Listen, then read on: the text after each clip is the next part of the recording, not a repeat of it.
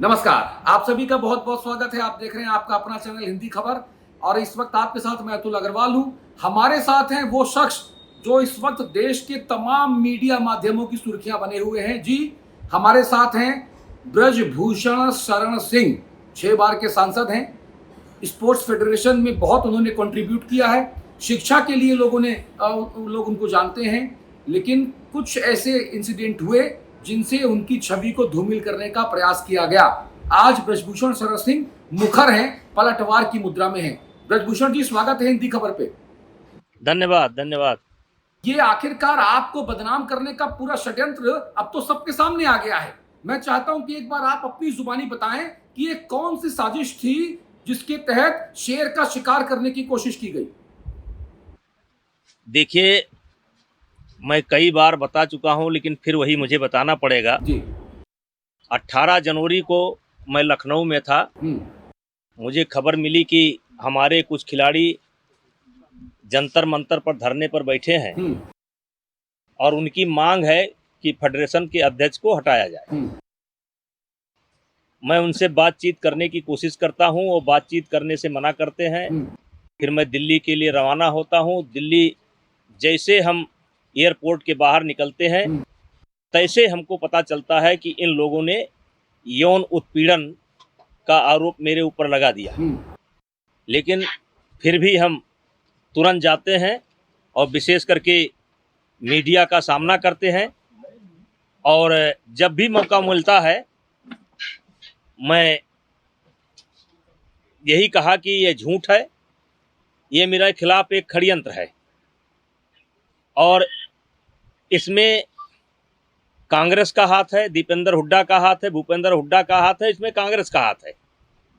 ये आरोप मैंने पहले दिन लगाए थे और आज भी उसी बात पर कायम हूँ। और मैंने कहा था कि ना इनके पास कोई सबूत है, ना इनके साथ कोई घटना घटी है, और आज भी उसी बात पर कायम हूँ।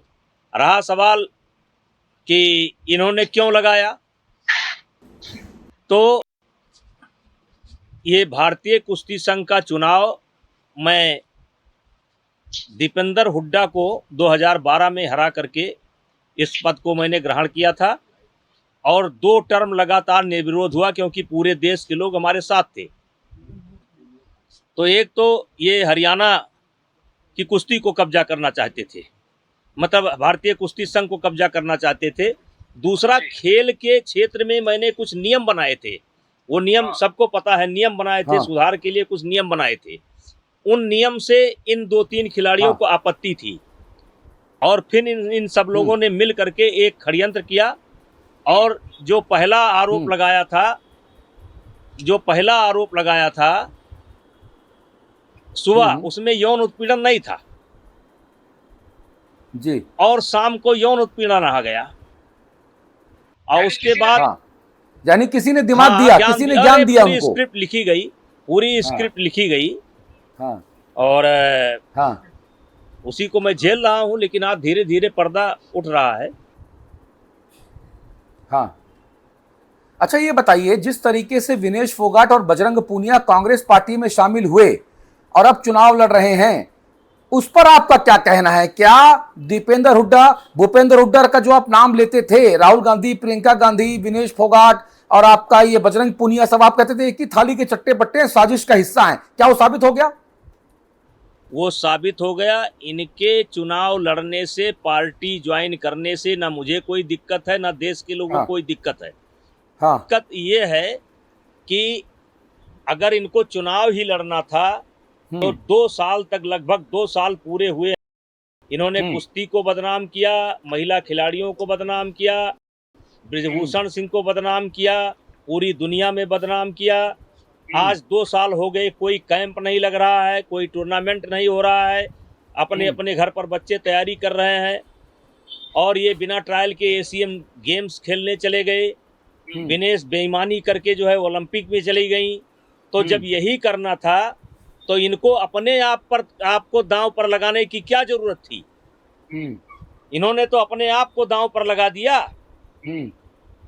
जीजा को लगा दिया, साली को लगा दिया और एक अखाड़े के कुछ बच्चों को ला करके खड़ा कर दिया। ये काम तो महाभारत में हुआ था थोड़ी देर के लिए, द्रौपदी पर दांव लगाया गया था, देश आज तक उनको माफ नहीं कर पाया पांडवों को, और मुझे उम्मीद है कि हरियाणा की जनता इनको माफ नहीं करेगी। नहीं, मुझे बताइए, आप कह रहे हैं कि विनेश बेईमानी से ओलंपिक में पहुंची, क्या विनेश फोगाट ने बेईमानी की, इसी वजह से ओलंपिक में हार गई, वो फाइनल में बाहर कर दी गई? क्योंकि समय कम है, मैं कई बार बता चुका हूं, बेईमानी नहीं, घोर बेईमानी करके ये लड़की ओलंपिक में गई थी, घोर बेईमानी। हाँ। और इसीलिए फाइनल से बाहर कर दी गई बेईमानी की वजह से। अब भगवान है ना। लेकिन भाई साहब, कांग्रेस पार्टी के तो लोग कह रहे हैं, सुप्रिया श्रीनेत कह रही हैं कि भगवान का न्याय देखिए कि ब्रजभूषण शरण सिंह आज सदन से बाहर हैं और विनेश फोगाट जीत कर सदन के भीतर पहुंचेगी। ब्रजभूषण सिंह सुप्रिया श्रीनेत के बेटे हैं। नहीं, वो तो आप ही के बेटे हैं भाई साहब। अब आप ही बताएंगे अब किसके बेटे हैं, सुप्रिया थोड़ी बताएंगी। ब्रजभूषण जी, जिस तरह से लगातार अब कांग्रेस पार्टी हमलावर है, सुप्रिया श्रीनेत जिस तरह से हमलावर है, पवन खेड़ा हमलावर हैं, राहुल गांधी प्रियंका गांधी के जो करीबी हैं वो भी हमलावर हैं, और रातों रात ब्रजभूषण शरण सिंह को जो दरकिनार कर रहे थे, वो लोग ब्रजभूषण शरण सिंह को अचानक से सर माथे पर कैसे बैठा रहे हैं, भले ही आलोचना के तौर पर ही सही।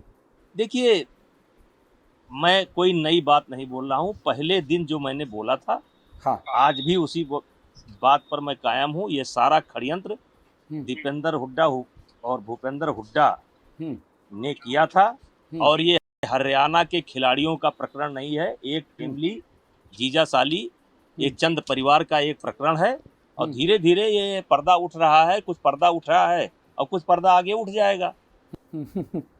आप कह रहे हैं कि पत्नी का इस्तेमाल करने वाला जो पुरुष है वो किसी काम का नहीं हो सकता, क्या आप बजरंग पूनिया का नाम लेना चाहते हैं? नहीं, हमने तो नाम लिया है, पत्नी का इस्तेमाल कर दिया, लड़कियों का इस्तेमाल कर दिया, इससे घिनौनी राजनीति क्या हो सकती है? जी, क्या हरियाणा में विनेश फोगाट के खिलाफ चुनाव प्रचार करने ब्रजभूषण शरण सिंह जाएंगे? अरे हमको काहे की जरूरत है भाई, हमारा कोई रोल नहीं है, बहुत पार्टी में नेता है, और पार्टी अनुमति देगी तो जाएंगे।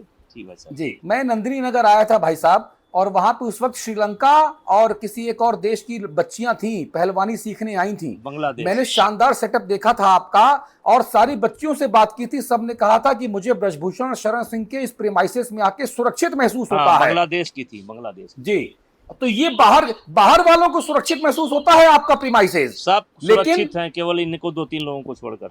बात नहीं भाई साहब, मुझे एक बात बताइए, अब इस पूरे मामले में आगे क्या आपका पक्ष है? हमारा कोई मामला नहीं, हम तो न्यायपालिका का सम्मान करते हैं, अपने तारीख पर जाते हैं, मुकदमा लड़ रहे हैं, हमारा और कोई काम नहीं है। नहीं, यानी कि किसी भी व्यक्ति के ऊपर आरोप लगा के उसको पद से हटा देना, ये इनकी साजिश थी और जो पूरी हो गई। जी जी जी जी जी जी, आगे देश के लिए कुछ कहना चाहते हैं? नहीं, बस देश सब समझ रहा है, अब हमको बोलने की जरूरत नहीं, देश बोल रहा है। बहुत बहुत धन्यवाद। हिंदी खबर से बात करने के लिए बहुत बहुत शुक्रिया। ब्रजभूषण शरण सिंह जी साफ तौर पे कह रहे हैं कि देश सब समझ रहा है, कांग्रेस पार्टी ने जिस तरीके से इनके खिलाफ साजिश रची है, ये उसकी साजिश का पर्दाफाश करके रहेंगे। आधा हो चुका है, आधा पर्दाफाश होना बाकी है। हिंदी खबर पर खबरों का सिलसिला लगातार जारी है। नमस्कार। और चलिए खबर